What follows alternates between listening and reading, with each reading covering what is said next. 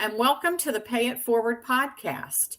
Today, we have a very interesting topic to discuss, disaster relief using Quonset huts. I'm Sherry Bukowski. I'm your host, and I represent Pay It Forward. I am the director, and Pay It Forward is a nonprofit organization that includes a program for disaster relief. Joining me today are Alan Hoy, an engineer based in California, and Mitchell Morton, a business consultant with vast experience in the construction industry, and he's here to joining us today from Virginia. So welcome. Sherry. Thank you. It's great to be here. Yes, thank you for having us. Certainly. Mitchell, can you start us off by explaining what Quonset huts are and why they are useful in disaster relief? Of course. Quonset huts are prefabricated steel structures that were originally developed by the U.S. Army during World War II for military use. They are easy to assemble, lightweight, and can be transported to remote locations. They also are durable and can withstand extreme weather conditions. Interesting. That's right. Quonset huts are especially useful in disaster relief because they can be quickly deployed in affected areas. They can serve as temporary shelters, medical facilities, or even command centers. That does sound really useful. Can either of you give us some examples of where Quonset huts have been used in disaster relief? Sure. Quonset huts have been used in many disaster situations throughout the United States. One example is Hurricane Karina. In 2005, after the storm, Quonset huts were used to provide temporary housing for those who lost their homes. Another example is the tornado outbreak in Joplin, Missouri. In 2011, Quonset huts were used as temporary medical facilities to treat the injured. Wow, it's amazing to see how versatile Quonset huts can be in disaster relief situations. Alan, can you tell us more about the benefits of using Quonset huts? Certainly. One of the main benefits using Quonset hut is their low cost. They are much cheaper to manufacture and transport than traditional building materials. They are also low maintenance, which means they require minimal upkeep. Another benefit is their versatility. Quonset huts can be used for a variety of purposes, from housing to medical facilities to storage. That is really interesting. So, where are some of the areas in the United States that are most prone to disasters? Well, the United States is prone to a variety of disasters, including hurricanes, tornadoes, earthquakes, and wildfires. Some of the areas that are most prone to hurricanes include the Gulf Coast of Florida and the Atlantic coast. Tornadoes are most common in the Midwest and Southeast regions. Earthquakes are most common in California and the Pacific Northwest. And wildfires are most common in the western parts of the United States. It's important to note that disasters can happen anywhere at any time. That's why it's important to be prepared and have resources ready to deploy quickly. Absolutely. And that's where organizations like Pay It Forward come in. We work to provide disaster relief to those in need. And with the use of Quonset huts, we can provide safe and durable structures to help those affected by disasters get back on their feet quickly. And it's not just nonprofits like Pay It Forward that can benefit from Quonset huts and disaster relief efforts. Businesses and governments, agencies can also use these structures to quickly and effectively provide for those in need. Okay, well, before we end this podcast today, let's talk about how to build a Quonset hut. Alan, can you walk us through the basic steps? Sure, Sherry. Building a Quonset hut is a straightforward process, but it does require some preparation and planning. The first step is to clear and level the site where the Quonset hut will be placed. This ensures the foundation is stable and secure. And after the site is prepared, the foundation is built. This can be concrete footing or gravel bed, depending on the soil conditions. Yeah, once the foundation is in place, the Quonset hut can be assembled. The steel panels are pre-curved and cut to size, so they can be bolted together. That's right. The steel panels are typically delivered in bundles that can be assembled with a small team of people using single hand tools. The assembly process can take anywhere from a few hours to a few days, depending on the size of the Quonset hut. Oh, okay. Are there any special considerations for building a Quonset hut in a disaster relief situation? Yes, there's a few things to keep in mind. In a disaster situation, the site may not be as well prepared and it would be in a typical project. This means that the foundation may need to be reinforced or additional stabilization may be necessary. Mm-hmm. Additionally, the Quonset hut may need to be anchored to the ground to withstand high winds or other extreme weather conditions. Well, thank you both for those important considerations. Are there any other tips you have for building a Quonset hut? One important thing to keep in mind is can be customized to fit specific needs. This means that additional windows, doors, or insulation can be added to make the structure more comfortable or better suited for its intended use. Another tip is to work with a reputable Quonset hut supplier to ensure that you are getting high quality materials and your project is being built up to code. Well, thank you both for these valuable tips. It's clear that Quonset huts can be a great option for disaster relief situations and other building projects. That's all our time for today in going through this interview. But we are going to stay online for a little bit and just have a little discussion to follow up on any other considerations or any other issues we want to discuss regarding Quonset huts. And I guess I'll start off by asking, where would the Quonset huts be manufactured?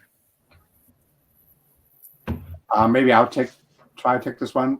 Based on my research, I believe if you want to order Quonset hut now, there are multiple brokers or steel companies that you can order.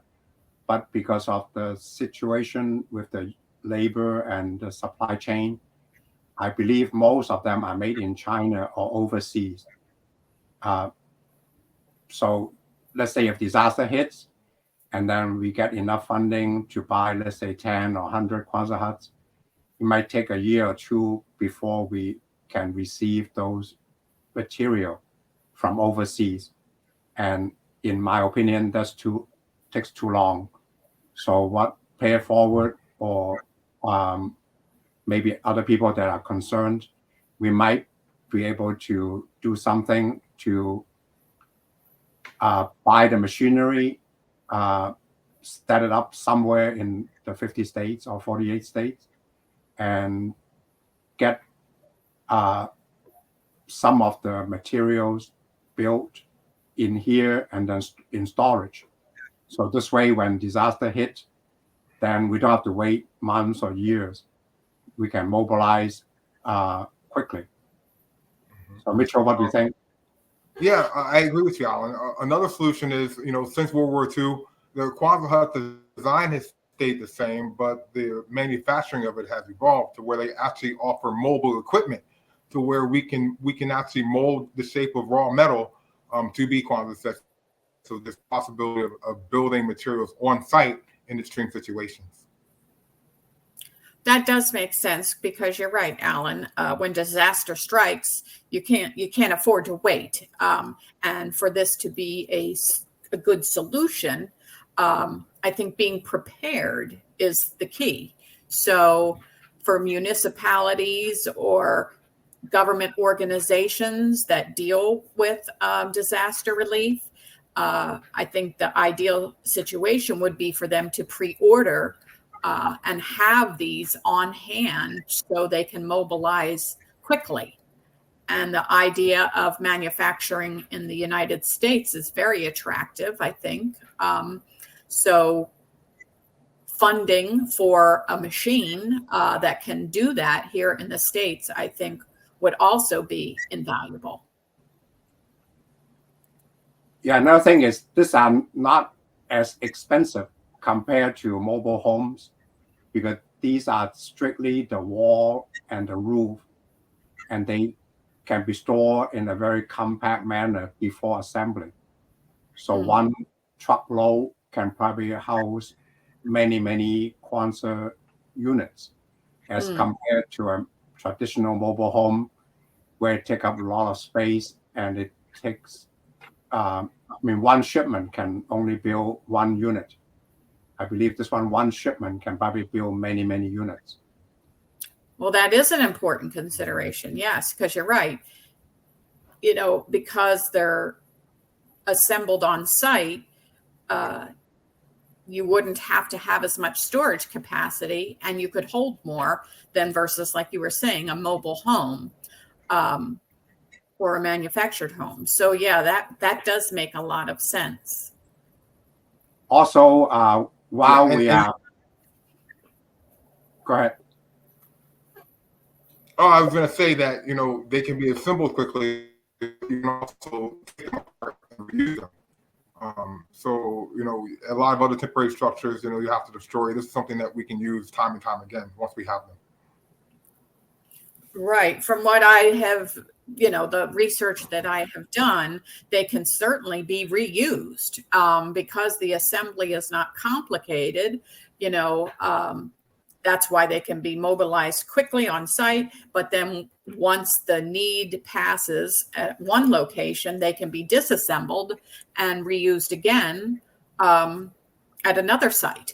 So that's another added value to the Quonset hut solution.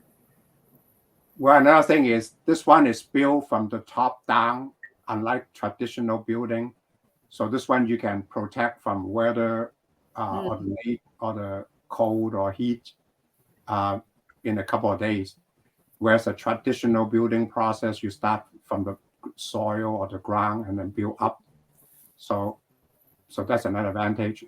Also, being like a shell, we can modify the use quickly. So maybe day one, we can be like doctors and nurses to treat people that are injured. But then maybe next week, we can change it to a kitchen. Maybe following week, we can change it to a kid playground. So you can modify the use based on what the needs are. So not everyone has to be the same. Not every unit can serve a different purpose. Right.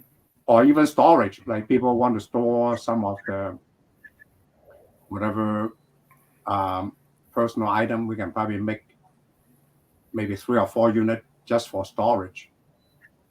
Sure. Like I'm sure at disaster sites, there's need to store food. There's needs to store generators, water. I mean, any number of things, especially if it's a natural disaster. There's typically a lot of donations that come in, and that would be a place to securely store them and keep them out of the elements. So both for people and for things, they provide a good alternative. They also provide some privacy too, because most people probably don't want to go into a gigantic shelter where you are among maybe hundreds or thousands of people in a football stadium. This one, it provides a little bit of privacy for your kids, for your, just like camping, except this is much safer than camping. Or even, it just occurred to me, a lot of times when there is a disaster, pets are not welcome in shelters. And that was a real problem recently with some of the hurricanes in Florida, that pets were just abandoned. It's very sad. So that's another solution. A part of a Quonset hut or a Quonset hut could be devoted to a place to take your pets. And so they will not suffer even more during a disaster. I mean, that's just something people don't generally even think of. until it Mhm. happens. Yeah, and also, you know, when disaster happens, you get a lot of volunteers coming from other locations and other states. You know, they need places to stay and places, you know, as well. Mhm. So, you know, provide them some space. Exactly. Well, I think we've Another highlighted benefit is, the advantages. Oh, go ahead, Mitchell. You another one? yeah, another benefit is that this isn't very complicated to put together. So you don't need any special skill sets or tools. So the same volunteers can put these together pretty quickly without much training at all. And it's designed to be that way. Mm-hmm. Right. Oh yeah, once anybody can do it. Kids can help. Senior citizens can help. Unlike carpentry or other complicated masonry trade, this one is just nuts and bolts, just like putting together IKEA stuff. Mm-hmm. Okay, well, I think we've really highlighted the advantages of using a Quonset hut for disaster relief. Is there anything either one of you would like to add before we conclude today?